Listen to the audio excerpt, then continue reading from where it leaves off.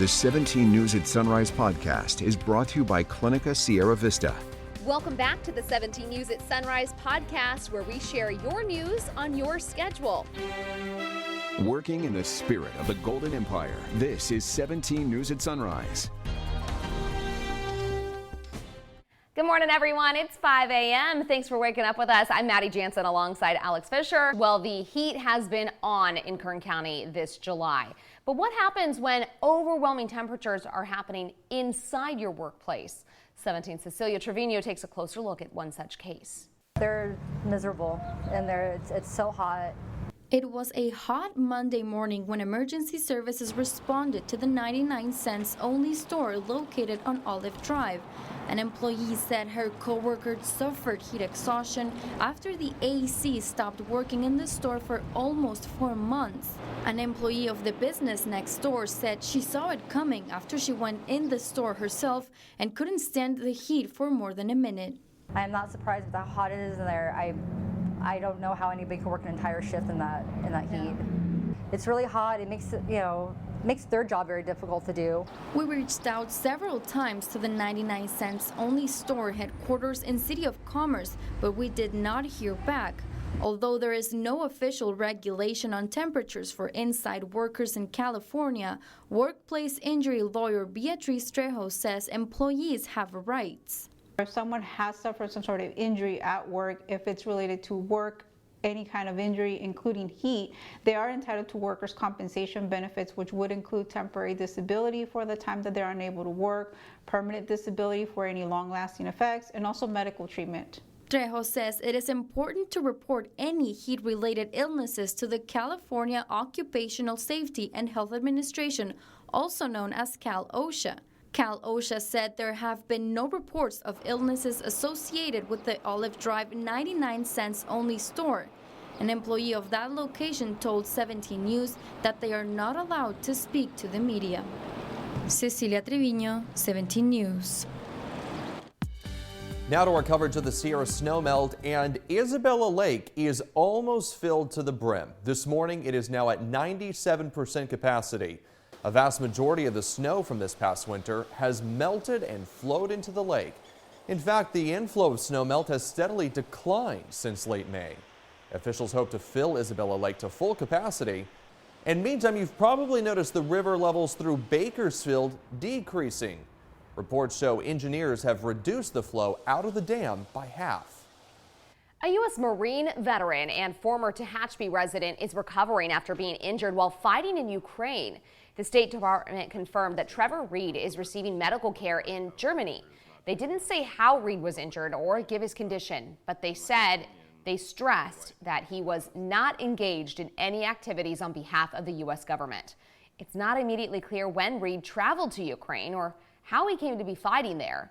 Reed was wrongfully detained in Russia for 3 years before being released as part of a prisoner exchange last year. Back here at home, county supervisors approved a long-awaited pay increase for more than 300 county employees. A recent study looked at current salaries compared to those from counties of similar size, including Fresno, Merced, Kings, and Madera. That report found county employees in Kern made as much as 30% less than their counterparts. All 5 supervisors approved the pay hike. It will cost the county just a little more than $2 million. Incoming Chief Administrative Officer James Zervis says the pay raise has been a long time coming. Our 302 management employees and department heads have been subject to the same changes in the labor market and have largely been left out of our compensation adjustments to date.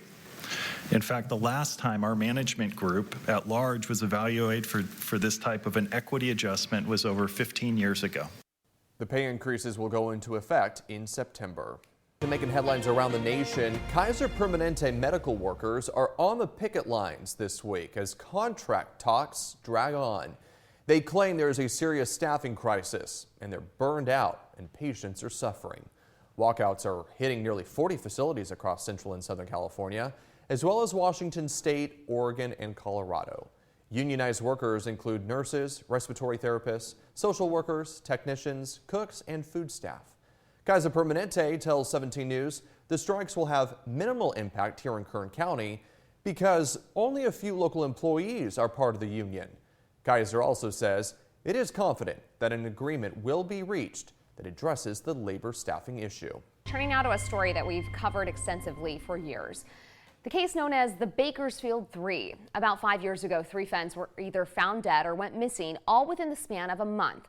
Now, more human remains from one of the victims have been discovered near Maricopa. The father of Micah Holsenbake shared this message on Facebook. He says search crews found a vertebrae laying on the ground last year. And just a few weeks ago, DNA testing confirmed the vertebrae belonged to Micah Holsenbake. Micah's skull was also found a few years ago while this case was ongoing. Matthew Queen was sentenced to 30 years to life for murder and several other charges in that case.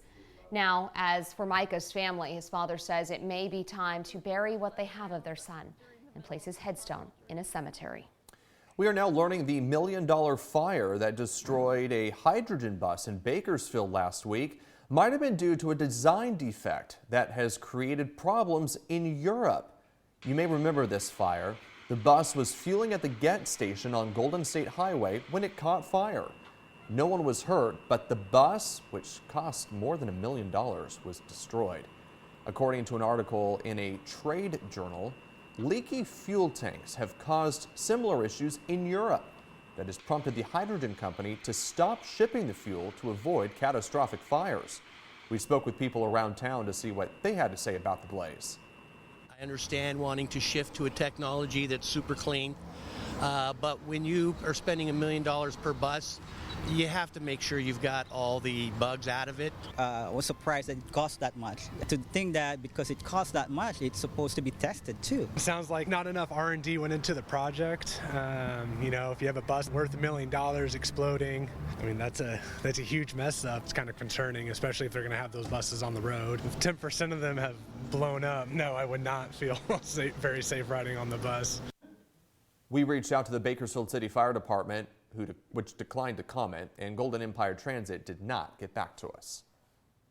Well, this week marks 2 years since that dark day in Wasco when the sheriff's SWAT team lost one of its most fearless and revered figures, Deputy Philip Campus. 17 storyteller Robert Price has the observance of Campus's passing. Exactly 2 years after Kern County Deputy Sheriff Philip Campus was killed in the line of duty, his memory is engraved in the hearts and minds of those who knew him and loved him, just as his name is engraved here in the granite at Kern County Sheriff's headquarters. Campus, a Marine Corps veteran of the war in Afghanistan, dedicated mentor to young people, husband, father, and friend, died carrying out an exemplary act of courage, charging a house where a killer held his family captive. That day of domestic violence ended in tragedy, not just for the Wasco family of shooter Jose Manuel Ramirez Jr. It meant heartbreak for the Kern County law enforcement community, indeed the entire community. The Kern County Sheriff's Department in particular is forever changed by this cruel lesson in mortality. Sheriff Donnie Youngblood. He was such a star that when he was killed in the line of duty, it was a wake-up call. It was a bolt of lightning for every member of this organization because he wasn't gettable. He was the guy that never going to get hurt in the line of duty, and it did happen to him. It left a mark in this organization. I think you alluded to it, that will never go away. Dick Taylor, family friend, fellow Marine, and co-organizer of the Devil Pups, the youth life skills program that Philip Campus cherished, said Campus's legacy is strong. Inspirational, helping others, not giving up, doing the best you can, being humble. That legacy will carry on. One of those current Devil Pups, named to be announced, will receive the first Philip Campus Award at 5:30 p.m. August 8th in downtown Bakersfield. Just another example of this community's ongoing effort to repay a debt that can never be repaid. As for Campus's family, his parents, Jesse and Christine, visited the memorial at Sheriff's headquarters Tuesday morning, then their son's tree at Camp Hamilton near Lerdo, and then his grave at the Bakersfield National Cemetery. Campus's widow Christina, their son and 2 young daughters, attended a remembrance in rural New York State, attended by several of Philip's Marine Corps buddies from a half-dozen states. Some names, some faces fade from our memory with time. That of Kern County Sheriff's Deputy Philip Campus does not seem to be one of those cases. At Kern County Sheriff's Headquarters, Robert Price, 17 News. The 17 News at Sunrise podcast is a production of KGET and Nexstar Media Group. For more on all of the headlines in today's show, head to kget.com.